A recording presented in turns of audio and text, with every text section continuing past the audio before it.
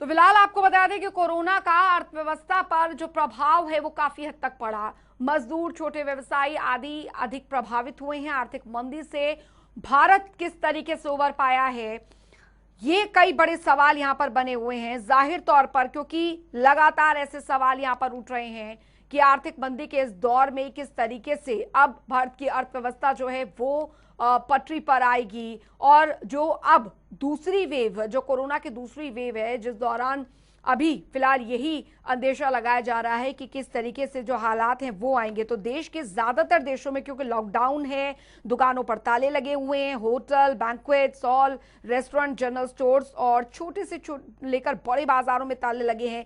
यही नहीं, industry, real estate का कामकाज भी ठप है, जिसका असर देश की अर्थव्यवस्था पर भी काफी हद तक दिखने लगा है।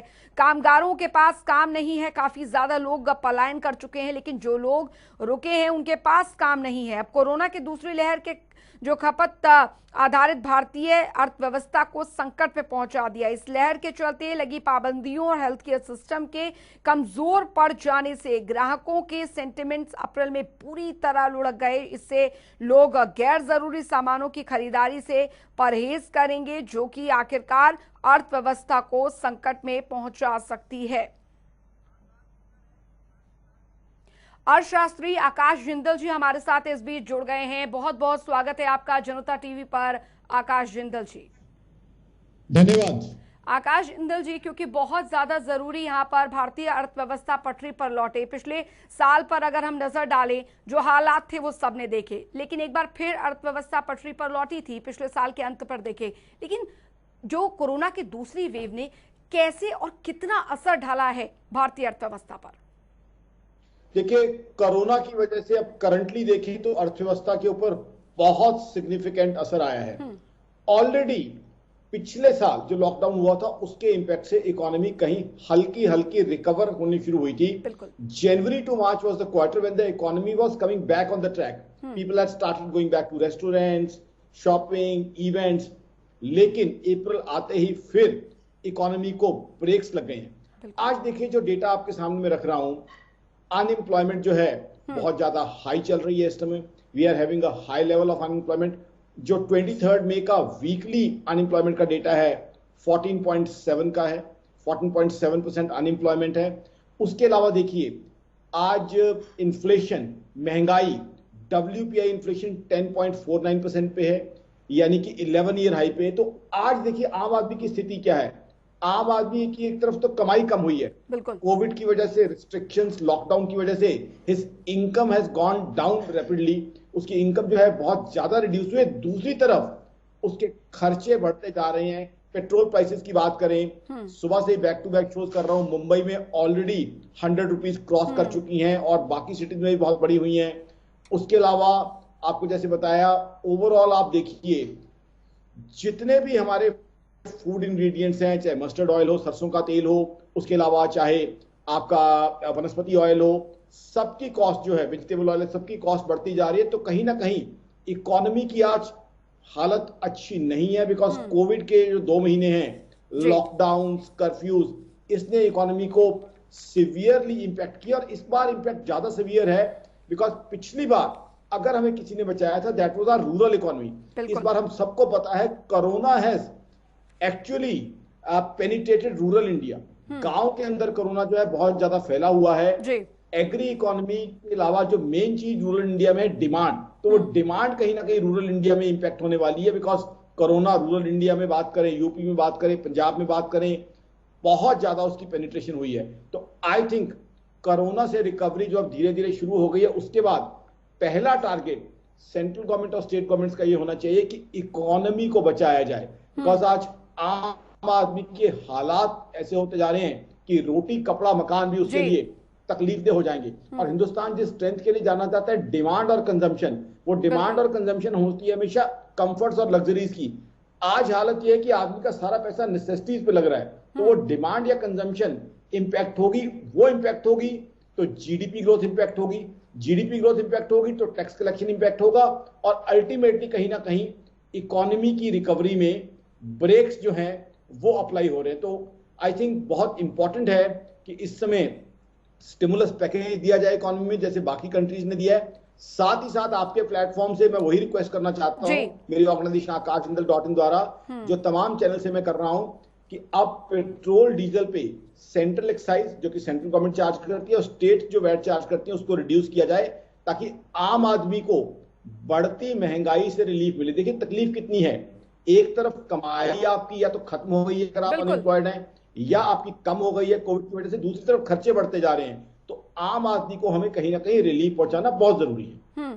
और एक स्ट्रॉन्ग पॉलिसी गवर्नमेंट को लाने की यहाँ पर आकाश जी जरूरत है, क्योंकि जिनके पास काम नहीं है वो पलायन कर चुके हैं और जो ठहरे हैं उनके पास काम नहीं है यहाँ पर। और अगर बात की जाए जो सख्त पाबंदियां और हेल्थ केयर सिस्टम है वो कमजोर पड़ गया, जिसकी वजह से ग्राहकों के सेंटिमेंट्स खासकर अप्रैल से अगर मैं बात करूं काफी हद तक कमजोर पड़े हैं।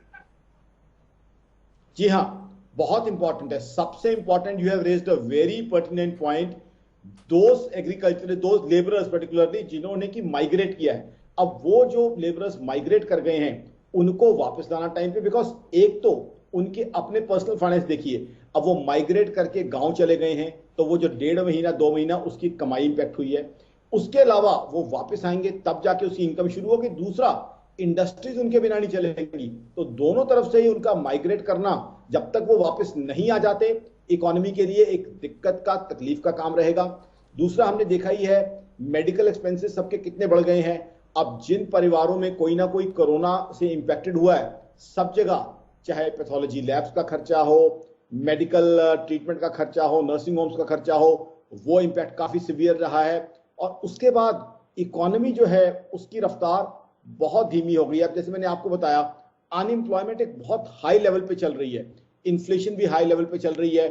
अभी जो है जिस तरीके से इकोनॉमी के हालात चल रहे हैं, आई थिंक रिकवरी करना हमारे लिए बहुत ज्यादा जरूरी है। ऐसे में जो उसके लिए सॉल्यूशंस हो सकते हैं, मैं वो आपके प्लेटफॉर्म से सेंट्रल गवर्नमेंट और स्टेट गवर्नमेंट्स के सामने रखना चाहूंगा।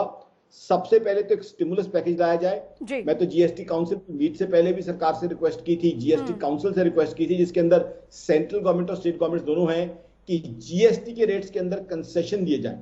अगर हम जीएसटी कम कर देते हैं, चीजों के दाम कम हो जाएंगे, तो इंडिया एक प्राइस सेंसिटिव इकोनॉमी है, लोग खरीदारी के लिए आगे आएंगे। When people will come for purchasing, उससे क्या होगा, एक भी गाड़ी बिकेगी, एक भी टू व्हीलर बिकेगा, तो बहुत से लोगों को एम्प्लॉयमेंट मिलेगी, मैन्युफैक्चरिंग बढ़ेगा और रोजगार बढ़ेगा। तो आई थिंक सबसे पहले तो टैक्स कंसेशन देने चाहिए हमें। दूसरा, पेट्रोल डीजल में ऑलरेडी बात कर चुका हूं, टैक्सेस सेंट्रल और स्टेट लेवल पे कम होने चाहिए। तीसरा, आई थिंक इलेक्ट्रिसिटी बिल्स, चाहे हाउस होल्ड हो, चाहे इंडस्ट्री के हों या किसी एंटरप्राइज के ऑफिस के हों, वहां मेरे हिसाब से 2 महीने का वेवर आना चाहिए। सरकार इलेक्ट्रिसिटी कंपनियों को सबवेंशन दे सकती है। उसके अलावा लोन ईएमआई मॉरेटोरियम, देखिए आज हिंदुस्तान में ज्यादातर बाइंग टू व्हीलर्स की हो, फोर व्हीलर्स की हो, रियल एस्टेट की हो, इवन राशन की बाइंग तक जो है लोन या ईएमआई पे होती है। तो अब जब लोगों की कमाई इंपैक्ट हुई है तो जाहिर सी बात है लोग अपनी किस्तें नहीं चुका पाएंगे। तो पिछले बार की तरह ईएमआई का मॉरेटोरियम भी मिलना चाहिए, ताकि लोगों को राहत की सांस मिले, लोगों को ब्रीदिंग पीरियड मिले। हुआ क्या है कि इस बार corona all of a sudden इतना इंपैक्ट आया कि सरकार का पूरा एफर्ट कोरोना को कॉम्बैट करने में लग गया। अप्रैल की अगर लास्ट 10 डेज की बात करें या मई की शुरुआत की, अब जाके कुछ रिलीफ मिलना शुरू हुआ है। बट अब सरकार को मेरे हिसाब से पूरी तरीके से इकोनॉमिक इश्यूज को एड्रेस करना बहुत जरूरी हो जाएगा। बहुत जरूरी है कि लोगों के रोटी कपड़ा मकान जो बेसिक नेसेसिटीज हैं उनको हम एड्रेस करें।